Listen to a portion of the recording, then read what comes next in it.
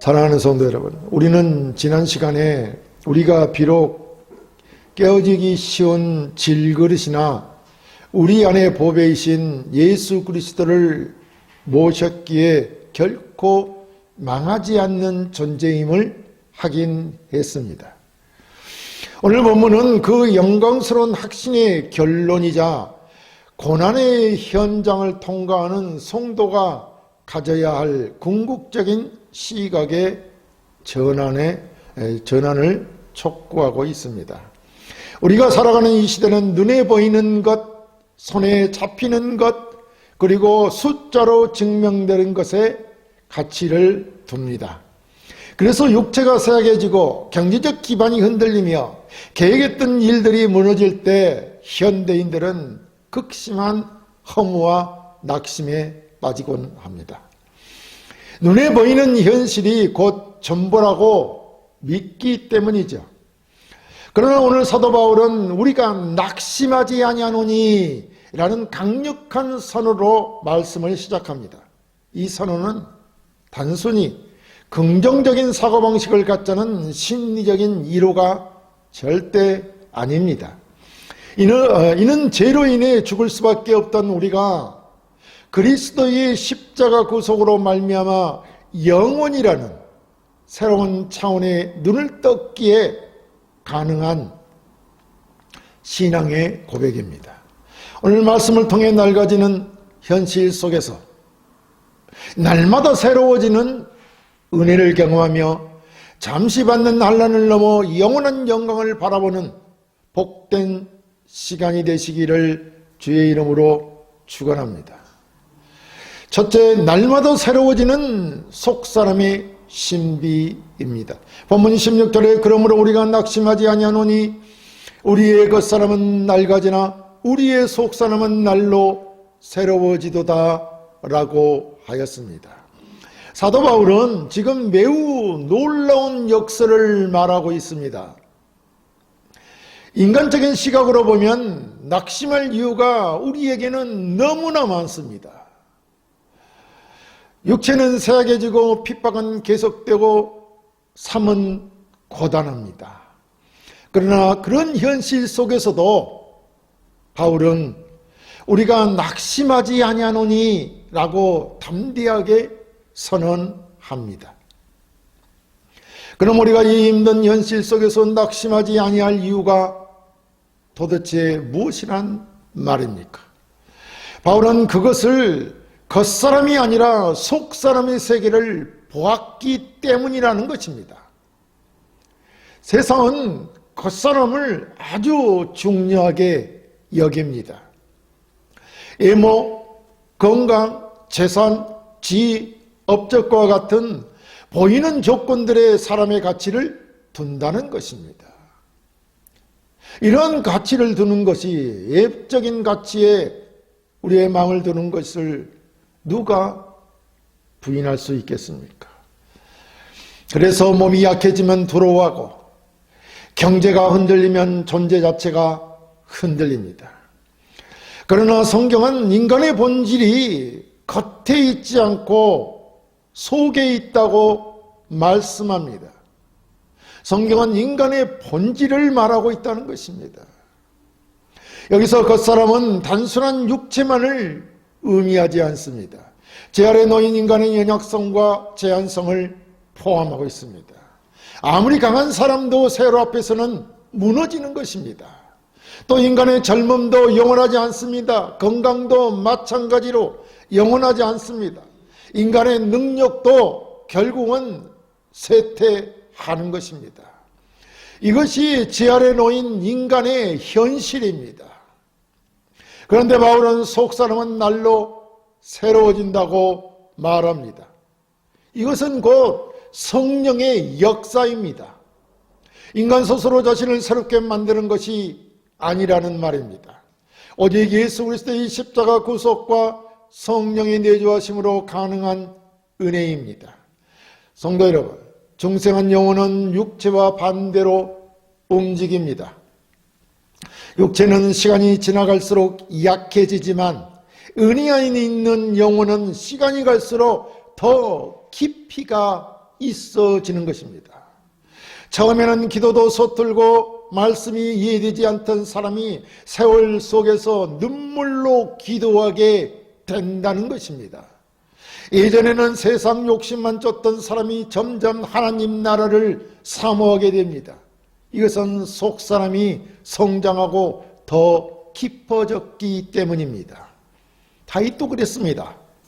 그는 젊은 시절 골리앗을 쓰러뜨린 용사였지만 그의 진짜 위대함은 노년에 나타났다고 할 것입니다. 시편을 보면 다윗은 점점 하나님을 더 깊이 사랑하는 사람으로 변화됩니다. 육체는 늙어갔지만 영혼은 더 맑아졌다는 것입니다. 눈물의 기도가 깊어졌고 회개의 자리도 깊어졌습니다. 바울 역시 마찬가지입니다. 바울은 주의 일에 전적으로 헌신하며 그의 몸에는 채찍 자국이 있었고 돌에 맞은 흔적이 있었으며 질병의 가시도 있었습니다.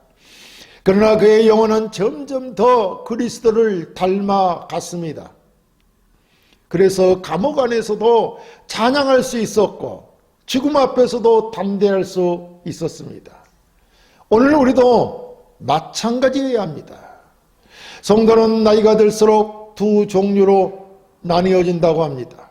어떤 사람은 점점 까칠해지고 원망이 많아집니다.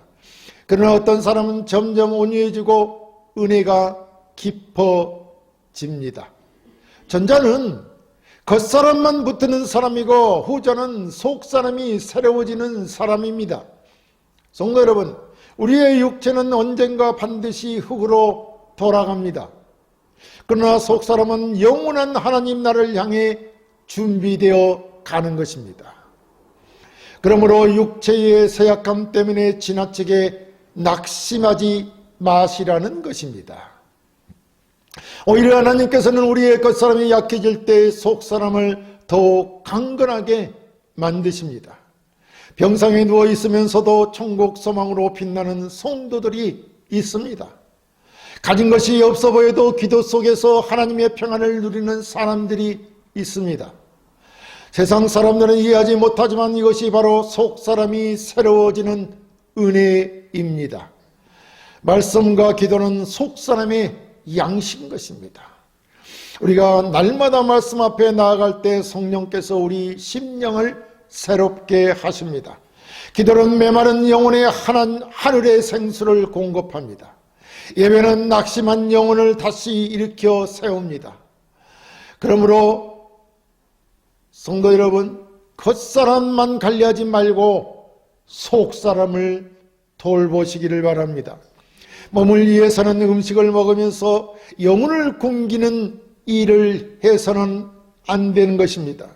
세상의 정보는 가득 채우면서 하나님의 말씀을 비워두는 이런 일을 해서는 안 된다는 것입니다.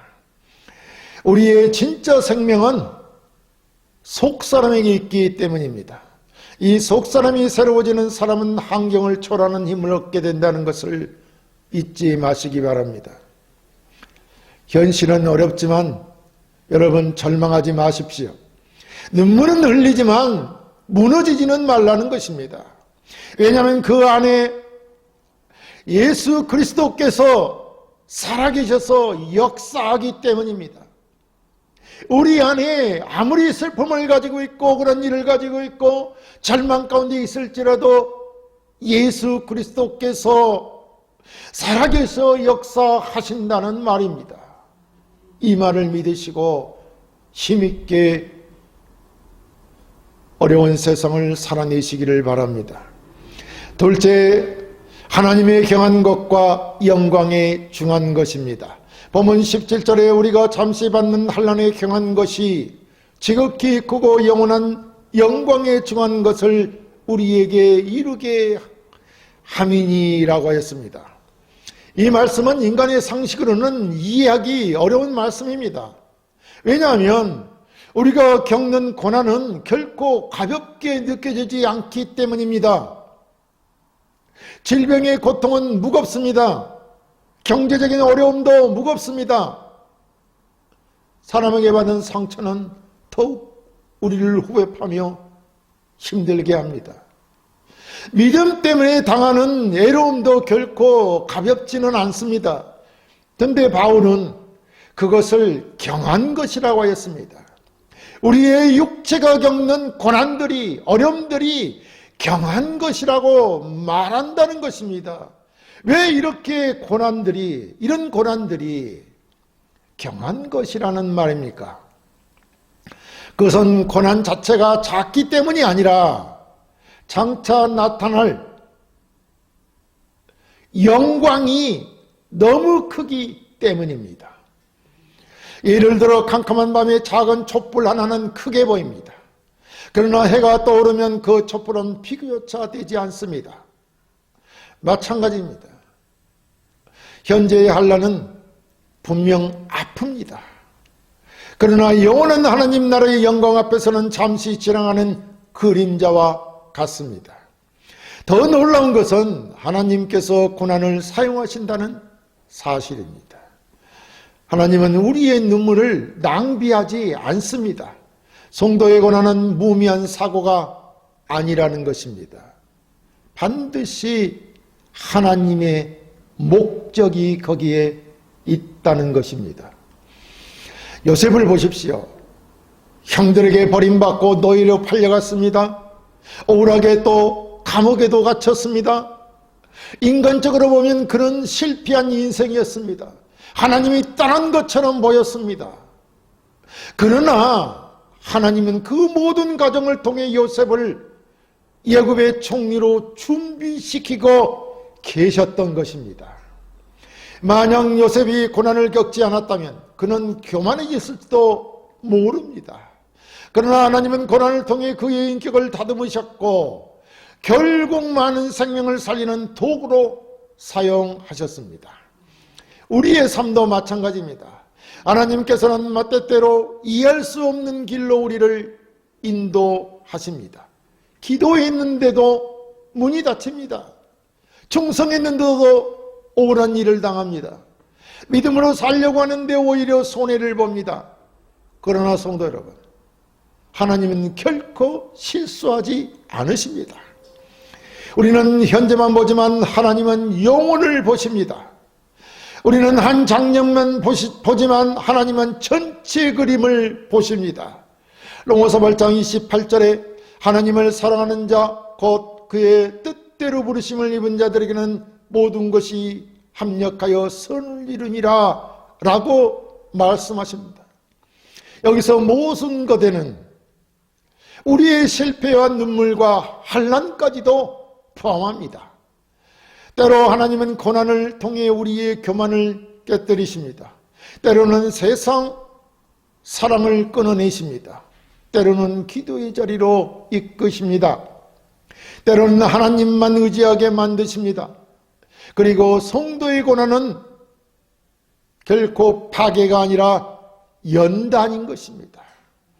망하게 하시는 것이 아니라 정금같이 빚으시는 가정이라는 말입니다.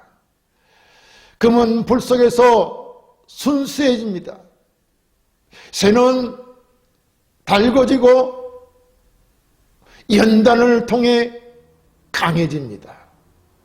즉 금이 불 속에서 순수해지는 것은 뜨거운 용광로를 통과할 때 그 불순물들이 제거되기 때문입니다. 성도의 신앙도 마찬가지입니다. 고난은 우리를 태워 없애는 불이 아니라 우리를 정결하게 만드는 불입니다. 예수님도 십자가를 통과하셨습니다. 십자가 없는 부활은 없는 것입니다. 고난 없는 영광도 없습니다. 그렇다면 그리스도를 따르는 우리 역시 십자가의 길을 지나 영광에 이르는 것이 아니겠습니까? 그러므로 성도 여러분, 현재의 한란만 바라보지 마시고 하나님께서 준비하신 영광을 바라보십시오. 우리의 눈물은 영원하지 않습니다. 우리의 고통도 끝날 것입니다. 그러나 하나님께서 주실 영광은 영원한 것입니다. 천국에서는 다시는 아픔도 없고 눈물도 없다고 하였습니다. 사망도 없고 탄식도 없습니다. 그 영광의 나라가 우리를 기다리고 있는 것입니다. 이 소망이 있기에 성도는 오늘의 십자가를 견딜 수 있습니다. 세상 사람들은 이해하지 못해도 성도는 하나님의 말씀을 이해하고 아는 것입니다. 현재의 고난 뒤에 하나님의 영광이 기다리고 있다는 사실을 말입니다. 셋째, 보이지 않는 영원한 나라를 향한 시선입니다. 본문 18절에 우리가 주목하는 것은 보이는 것이 아니요 보이지 않는 것이니 보이는 것은 잠깐이요 보이지 않는 것은 영원함이니라 라고 하였습니다. 사도 바울은 마지막으로 성도의 시선이 어디를 향해야 하는지를 말씀합니다. 신앙생활은 결코 무엇을 바라보며 사는가의 문제입니다. 여러분은 무엇을 바라보고 있습니까? 이 세상의 좋은 것들입니까? 아니면 하나님 나라의 영원한 것입니까? 세상 사람들은 보이는 것, 눈에 보아서 우리의 몸에 좋은 것, 이런 현실적인 것만을 따라 살아갑니다. 돈이면 돈을 쫓고, 명예가 보이면 명예를 쫓고, 성공이 보이면 성공을 쫓아갑니다. 그러나 성도는 보이지 않는 하나님 나라를 바라보며 살아가는 사람들입니다. 여러분, 믿음이 무엇입니까? 히브리서 11장 1절은 믿음은 바라는 것들의 실상이요 보이지 않는 것들의 증거니라고 하였습니다. 믿음은 눈에 안 보여도 하나님의 약속을 붙드는 것입니다. 여러분, 노아를 보십시오. 비가 오지 않던 시대에 방주를 지었는데 사람들은 비웃었습니다. 그러나 노아는 보이지 않는 하나님의 심판을 믿었습니다. 눈에 보이지는 않았으나 하나님의 심판이 있을 것을 믿었다는 것입니다. 아브라함도 마찬가지입니다.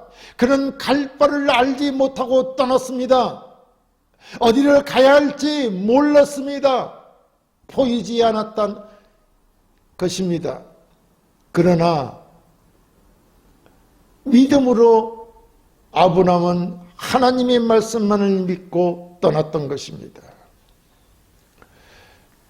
눈에 보이는 계산으로는 이해할 수 없는 그런 길을 갔던 것입니다. 그러나 그는 보이지 않는 하나님의 약속을 따라갔음을 우리는 기억해야 됩니다. 모세 역시 애굽의 왕궁보다 하나님의 백성과 함께 고난받는 길을 선택했습니다. 왜입니까? 보이는 하나님보다 보이지 않는 하나님 나라의 가치를 더 크게 보았기 때문입니다. 오늘날 현대 사회는 더욱 눈에 보이는 것을 숭배합니다. 숫자와 결과가 보는 모든 것을 판단합니다. 얼마나 벌었는가, 얼마나 성공했는가, 내가 얼마나 유명한가를 중요하게 여기는 것이 오늘 현실 사회입니다. 그러나 성경은 보이는 것은 잠깐이라고 하였습니다. 아무리 화려한 인생도 결국 지나갑니다. 젊음도 재물도 권세도 지나갑니다. 세상의 영광은 안개와 같습니다. 하지만 보이지 않는 것은 영원합니다. 하나님의 말씀은 영원합니다. 하나님 나라도 영원한 것입니다. 영생 또한 영원합니다. 우리가 예수 이름으로 행한 사랑과 헌신도 영원히 남습니다. 그러므로 성도는 현실만 보고 살아서는 안 되는 것입니다. 현실도 변하고 감정도 변합니다. 환경도 변하지만 그러나 하나님은 변하지 않으십니다. 우리가 낙심하는 이유 중 하나는 자꾸 눈에 보이는 것만 보기 때문입니다. 문제만 바라보면 두려움이 커집니다. 환경만 바라보면 절망이 더 커집니다. 그러나 하나님을 바라보면 믿음이 살아나고 마음의 평안을 얻게 되는 것입니다.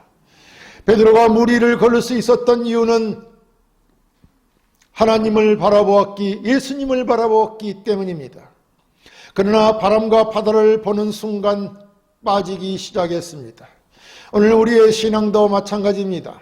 시선이 어디를 향하느냐에 따라 믿음이 달라지는 것입니다. 성도 여러분, 우리의 본향은 이 땅이 아닙니다. 우리는 영원한 하나님 나라를 향해 가는 순례자들인 것입니다. 이 땅은 잠시 머무는 장막에 불과합니다. 그러므로 세상에 지나치게 마음을 빼앗기지 마십시오. 세상의 칭찬보다 하나님의 칭찬을 더 귀하게 여기십시오. 사람의 평가보다 주님의 평가를 더 중요하게 여기십시오. 비록 지금 현실은 힘들고 앞이 보이지 않을지라도 믿음의 눈을 드십시오.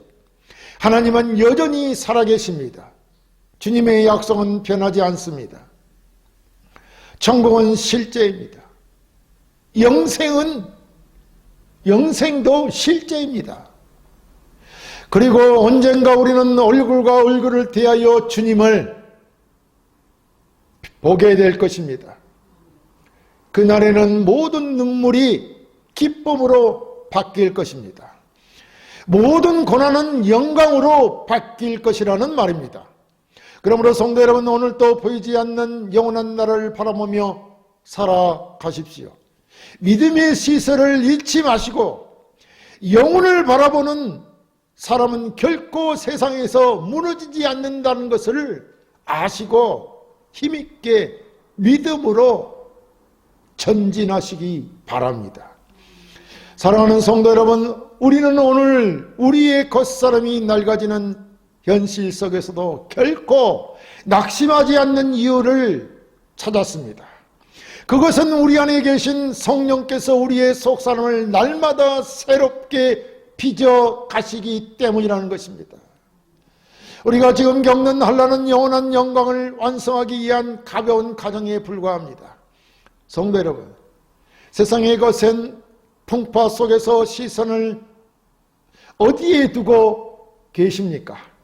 잠시 있다 사라질 안개와 같은 보이는 것에 마음을 빼앗기지 마십시오. 대신 우리를 위해 십자가에서 죽으시고 부활하신 예수 그리스도, 그리고 그분이 약속하신 영원한 하나님 나라에 시선을 고정하십시오. 삶의 연장에서 육체가 지치고 마음이 무너질 때마다 나의 겉사람은 후패하나 나의 속사람은 오늘 더 새롭다라고 고백하십시오. 이 믿음의 선포가 여러분의 가정을 지키고 일터의 고난을 이기게 할 것입니다. 죄와 사망을 이기시고 우리에게 영생을 주신 주님의 은혜를 의지하여 내일의 영광을 소망하며 오늘의 십자가를 기쁨으로 지고 나아가는 진정한 승리자가 되시기를 주의 이름으로 간절히 축원합니다.